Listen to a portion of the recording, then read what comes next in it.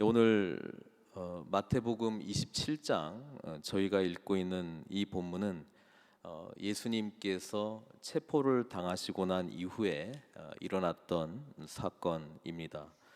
특별히 1절에 보면 새벽에 모든 대제사장과 백성의 장로들이 예수를 죽이려고 함께 의논하고 이렇게 기록이 되어 있습니다. 대제사장과 백성의 장로들, 사실 이들이 해야 될 역할이 무엇입니까? 이들은 유대 이스라엘 백성들, 하나님의 백성들의 영적인 리더들이었습니다. 그런데 이들은 하나님이신 예수 그리스도께서 오신 것을 보지 못하고 오히려 하나님께서 원하신 것과 정반대의 길을 지금 행하고 있는 것을 보게 됩니다. 그들은 모여서 어떻게 하면 이 하나님의 백성들이 하나님께 더 가까이 나아갈 수 있을까? 어떻게 하면 우리가 거룩한 하나님의 백성다운 삶을 살아갈 수 있을까? 무엇이 하나님을 기쁘시게 하는 삶일까? 이것을 영적으로 지도해주고 인도해야 될 사람들인데 이들이 모여가지고 열심히 의논하는 것이 무엇입니까? 예수를 죽이려고 함께 의논했다라고 하는 것입니다. 그것도 언제요? 새벽에. 저희들도 이렇게 새벽에 나와서 뭐 많은 일들을 할 수 있습니다. 여러 가지 일들을 할 수 있습니다. 그런데 우리는 하나님 앞에 예배드리기 위하여 하나님의 말씀을 듣고 또 하나님께 기도하기 위하여 나왔는데 정작 이 백성들의 영적 지도자들은 새벽에 모여가지고 사람을 살리는 길, 하나님께로 인도하는 것이 사람을 살리는 길인데 하나님께 인도하는 것이 아니라 사람을 살리려고 논의하는 것이 아니라 어떻게 하면은 죽일까, 그거를 의논하기 위해서 모였다라고 하는 것입니다. 그래서 오늘 이 본문은 특별히 고난 주간이 그렇습니다만은 아이러니로 가득 차 있습니다. 이 아이러니라고 하는 것은 영적 지도자들이 자신의 역할을 감당하지 못한다라고 하는 사실, 그들이 모여서 하나님께 예배하고 찬양하고 살리기 위한 의논을 하는 것이 아니라 그들이 모여서 하나님의 뜻에 완전히 반하는, 그리고 하나님이신 예수 그리스도를 알아보지 못하는 그런 영적인 아둔함, 그리고 그들이 나누고 있는 이 새벽에 열심히 토론하고 토의하고 논의하고 있는 내용이 어떻게 하면 죽일까, 그거 논의를 하고 있었다라고 하는 것입니다. 오늘 본문에서 우리는 예수님의 침묵을 봅니다. 이 예수님의 침묵은 이 모든 인간의 죄, 특별히 오늘 본문에서는 이제 종교 지도자들 또 가룟 유다도 나옵니다만은 가장 어떻게 보면은 하나님을 알 만한 사람들이 하나님에 대해서 제일 잘 알고 있어야 되는 사람들이 제일 알지 못하는 그런 아이러니를 보여주고 있다라고 하는 것입니다. 예수님을 결박하여 끌고 가서 총독 빌라도에게 넘겨주니라. 뭐 여러 가지 논의를 했습니다. 뭐 자신들의 법도 논의를 하고요, 로마의 법도 논의를 했습니다. 그들에게 사형권이 없다는 것을 알고 있었기에 총독 빌라도에게 어떻게 하면은 예수를 죽일 만한 그런 죄목을 우리가 만들어낼 수 있을까? 지금 그 이야기를 하는 것이거든요. 그래서 이제 이 사람은 위험 인물이다. 그리고 스스로 왕이라고 자칭했다. 그것은 로마 제국의 위협이 된다. 그렇죠? 뭐 이런 어떤 명분 만드는 거를 가지고 논의를 했다라고 하는 것입니다. 우리도 특별히 이제 고난 주간에도 마찬가지입니다만은 평소에 어떤 이야기를 하고 있는가를 늘 생각해야 된다라고 하는 것이죠. 우리 믿는 사람들, 예수님의 제자의 삶을 살아가는 저와 여러분들은 우리가 이야기를 할 때 어떻게 하면은 한 영혼을 세울 것인가, 어떻게 하면 내 자신이 또 우리 공동체가 하나님께로 가까이 갈 수 있을까? 이런 이야기를 하는 것입니다. 이럴 때 주의하셔야 되는 게 뭐냐면은 하나님의 은혜와 하나님의 인도하심을 구하는 이야기를 하다가 꼭 이야기가 저 사람 때문에 이 일 때문에 뭐 이렇게 탓하는 것으로 이제 갈 가능성이 많이 있거든요. 근데 우리 하나님의 어떤 은혜를 받은 저와 여러분들은 모두 다 연약한 자들입니다. 그래서 연약한 자들에게 어떤 선함을 찾아내기 위해서는 한 분 한 분이 생명 되시는 예수 그리스도께 더 깊이 나아가는 쪽에 우리가 집중해야 된다라고 하는 것입니다. 예수님은 어쨌든 오늘 본문에서는 침묵하십니다. 이 모든 인간의 죄 가운데 드러날 수밖에 없는 이 모든 것을 친히 담당하고 계시다라고 하는 것을 보고 있습니다. 또 하나의 아이러니가 뭐냐면 총독 빌라도가 나중에 빌라도가 이렇게 이야기를 하거든요. 자신에게는 사람을 살릴 권세도 있고 죽일 권세도 있으니까 내 앞에서 또 뭐 무죄하다 그러면 좀 말해봐라. 근데 우리 주님께서는 계속 침묵하고 있다라고 하는 것입니다. 영적인 리더들도 무지해서 하나님의 아들 예수 그리스도를 알지 못하고 죽이려고 하는 이 상황, 그리고 그때 당시에 가장 강력했던 로마 제국의 총독조차도 어떤 나름대로의 법과 그런 질서가 있었습니다만은 그 총독 빌라도마저도 어떤 의미에서는 사형권을 집행할 수 있는 권한이 있지만 예수님 입장에서 보면은 그것도 굉장히 말이 안 되는 것이죠. 왜냐하면 사람의 생명과 죽음이라고 하는 것은 우리 하나님의 주권 가운데 있기 때문에 그렇습니다. 누가 누구에게 사형을 부과한다라고 하는 것입니까?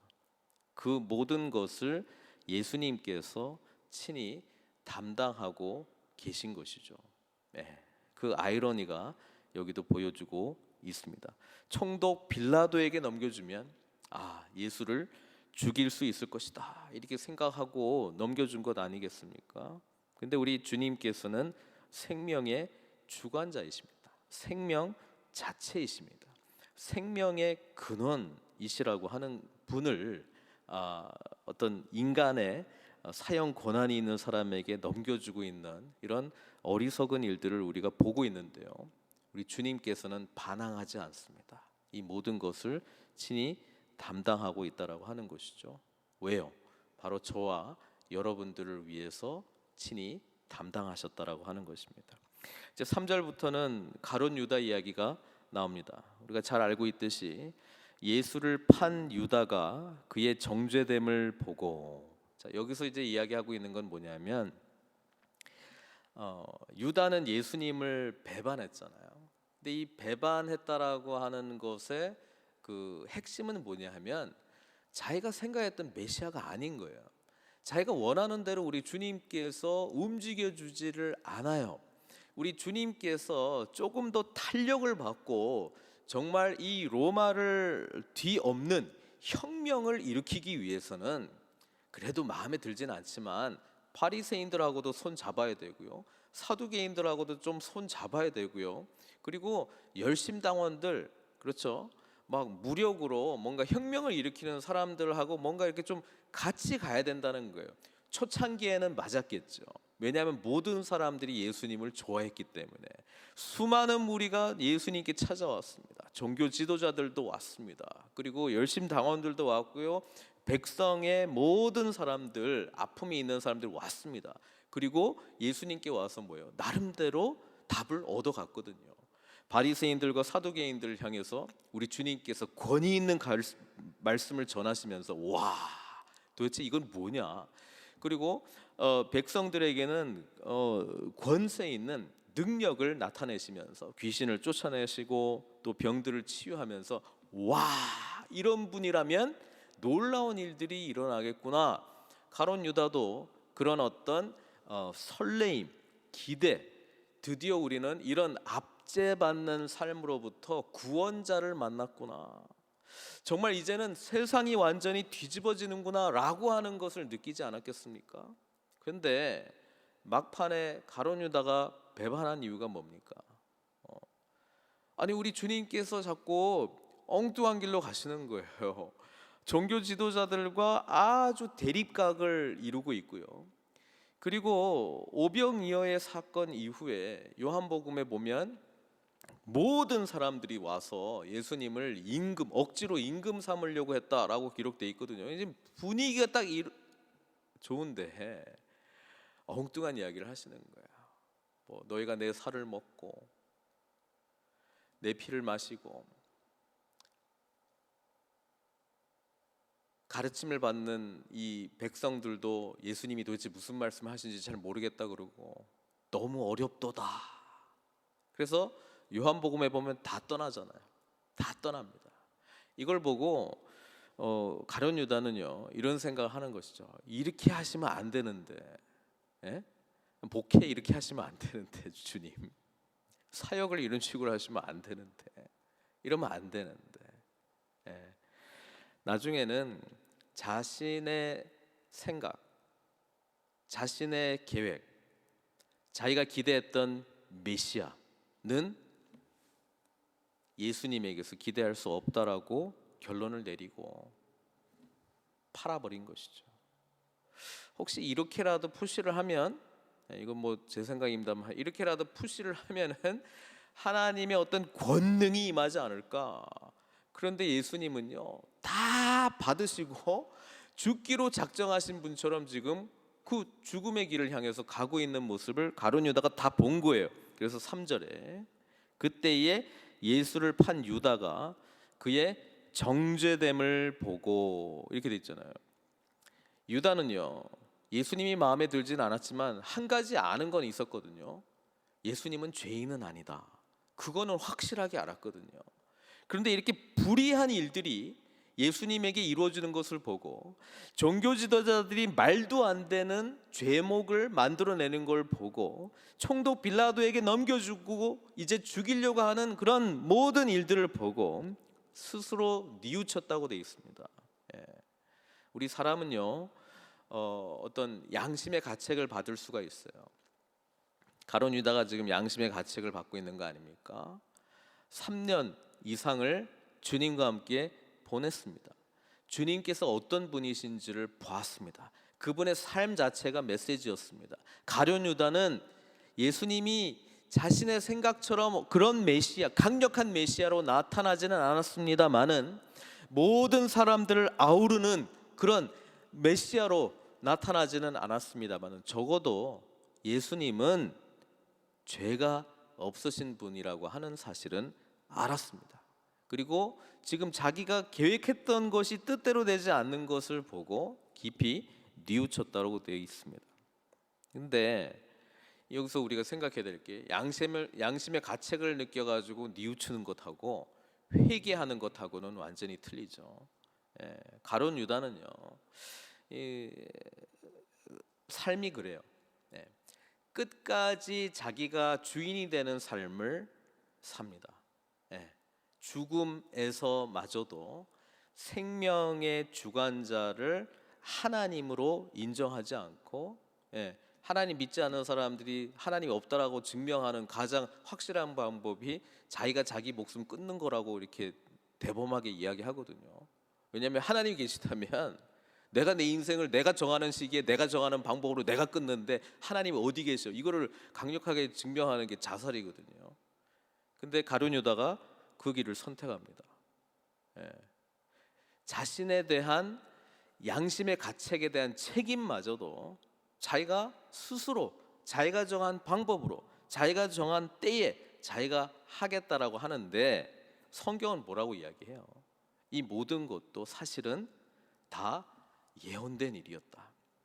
이 모든 것도 하나님의 주권 가운데 있는 일이었다. 그렇게 이야기를 하고 있습니다.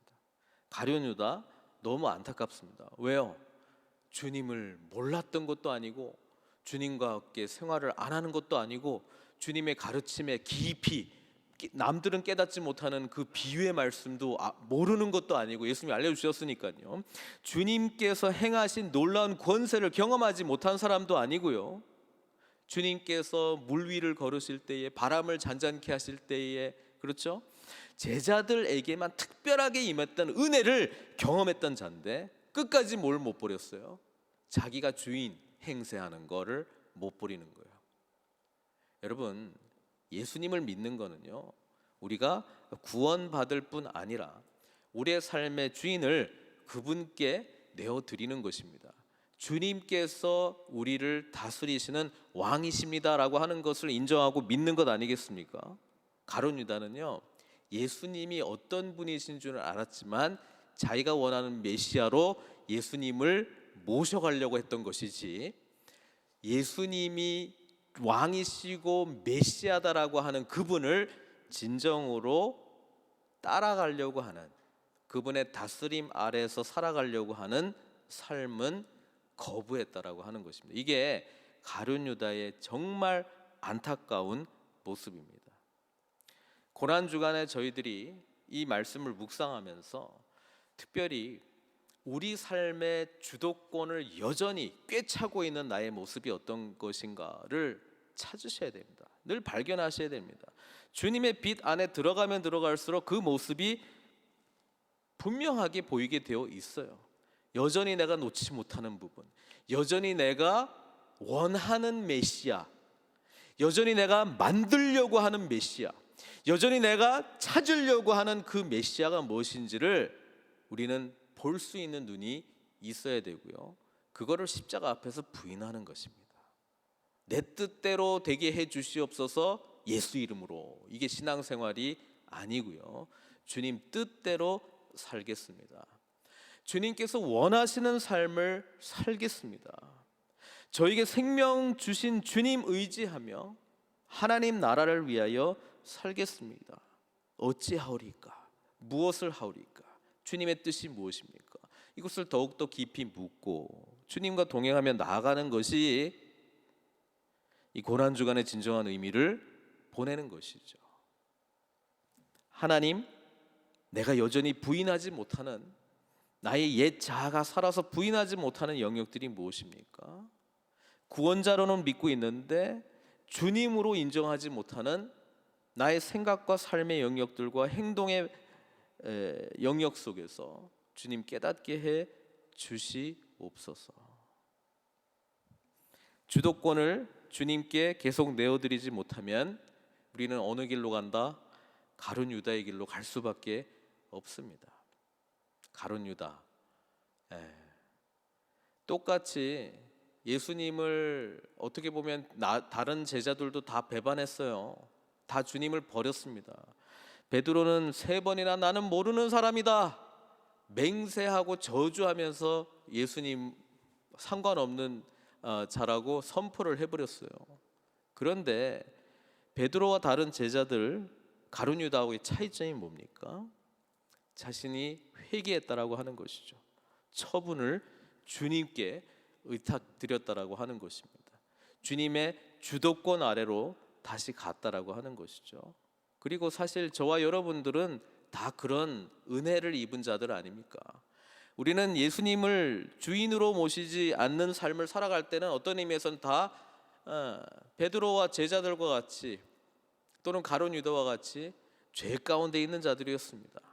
우리 마음대로 살았다고요.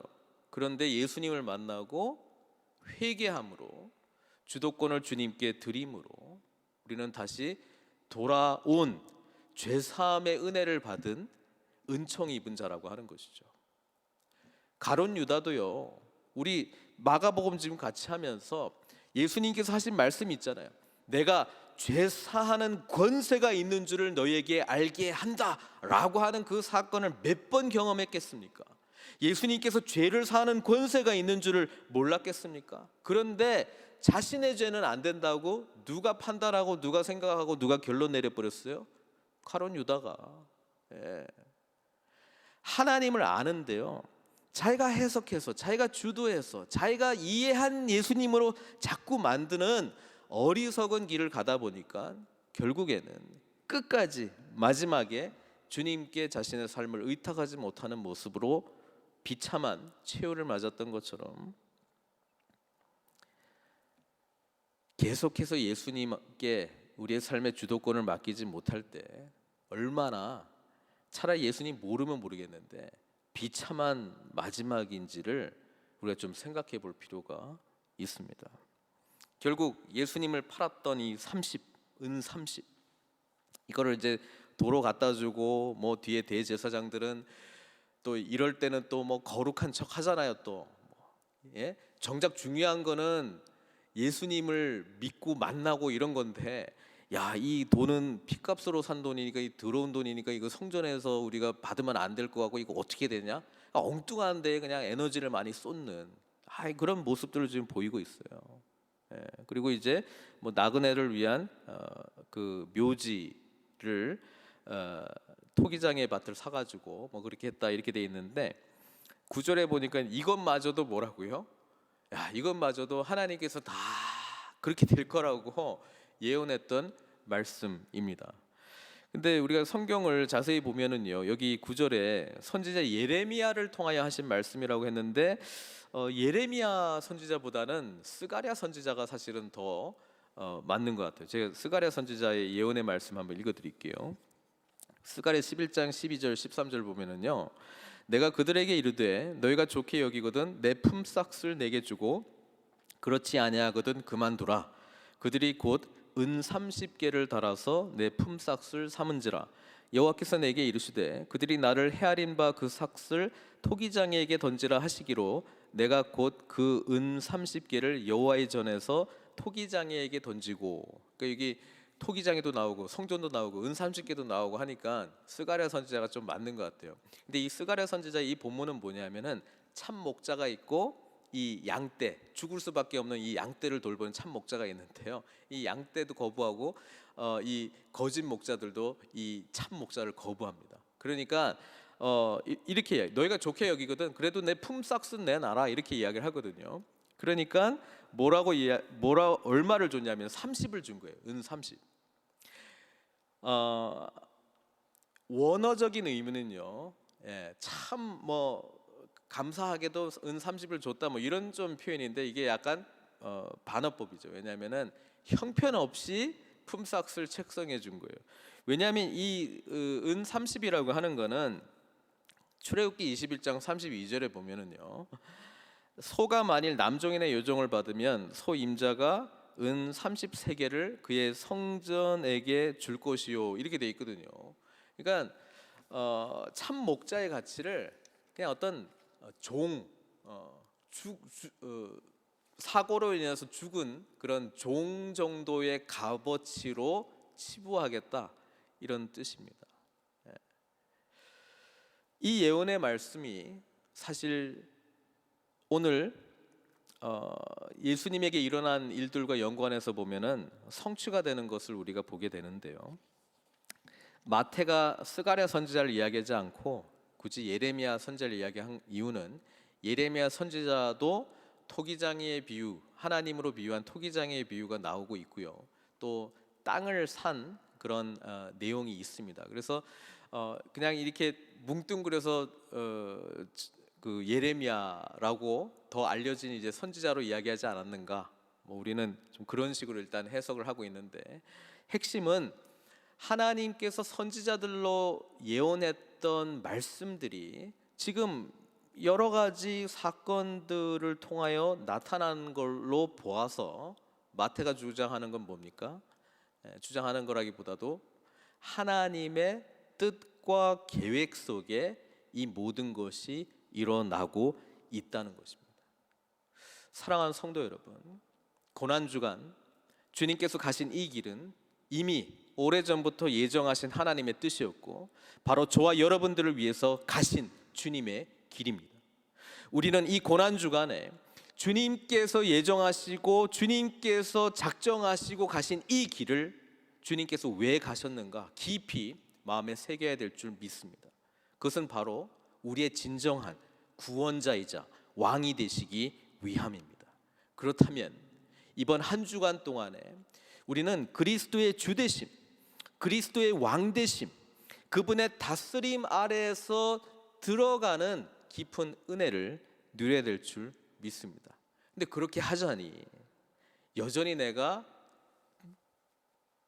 붙들고 있는, 움켜쥐고 있는 것들이 무엇인가를 알아야 되지 않겠습니까? 때로 우리에게도 이 대제사장들 같은 모습이 있어요. 어떨 때는 굉장히 거룩한 척하고요, 어떨 때는 굉장히 무지한 모습을 드러내고 있는데요, 이거는 주님 앞에 갈 때에만 드러나는 것이지 내가 스스로 보기에는 다 명분이 있고 의미 있고 중요한 일들이에요. 우리가 그분의 다스림 아래 들어간다라고 하는 것은 그분께서 중요하게 생각하는 것, 그분께서 의미 있다고 생각하는 것, 그분께서 우리에게 하라고 하시는 그 일에 전적으로 순종할 때 그분의 다스림 아래 온전히 들어가는 것입니다. 고난주간 그 은혜를 깊이 누리시고 진정한 우리 삶의 주인이신 주님께 온전히 우리의 삶을 의탁하며 하나님의 다스림 아래서 정말 복되고 풍성한 삶을 누리시는 저와 여러분들 되시기를 주님의 이름으로 축원드립니다. 함께 기도하겠습니다.